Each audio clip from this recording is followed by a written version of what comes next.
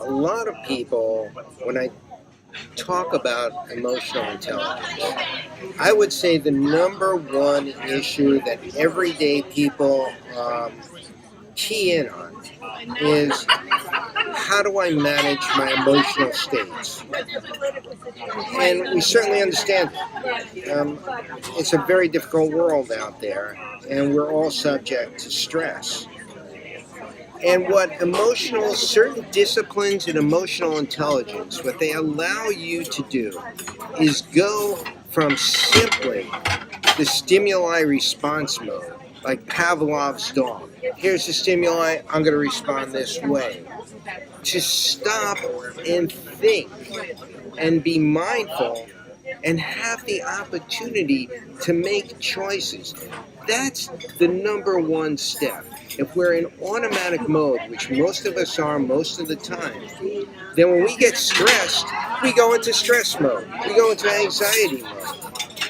And right away, we have learned those behaviors really well. We know how to be stressed. We know how to really get ourselves into a hyper place.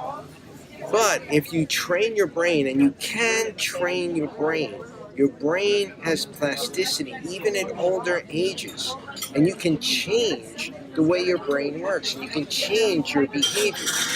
So the number one thing, the first thing you want to do is stop and recognize, I'm stressed. I'm in stress mode.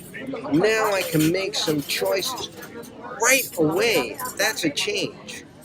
So what are the choices I want to make?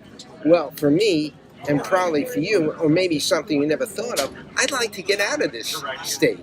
I don't want to stay here, because if I stay here, the longer I stay here, the worse it's going to get. So I want to get out of stress mode. I can't force myself out of it, but I can do certain things that might help me get out of it. The first thing I can do is I can ask myself some good questions, because our brain works off of questions. Once a question goes into our brain that we care about, our brain will be working in the background. It'll be working in its other than conscious state to fill in answers. And so if I ask myself, wow, I wonder how good it would feel to not be stressed. I wonder how good I could feel. I wonder how soon I could feel good again. That's a great question. I wonder how soon I could feel good again. And you just leave that alone. You're not trying to answer that analytically. You just leave that alone and you ask it with some caring. And your brain is going to go out and it's going to start searching. How good would it be to feel good again? And how soon can I do it? And your brain will learn to go out and try to find the things and make the biochemical changes to start to make you feel good. Now, it's not going to happen instantaneously. But what I'm telling you is that you will feel good in a much shorter time frame than if you had done nothing. If you had done nothing, you probably would have gone further and further into stress mode. Here, you've pointed your brain in a different direction.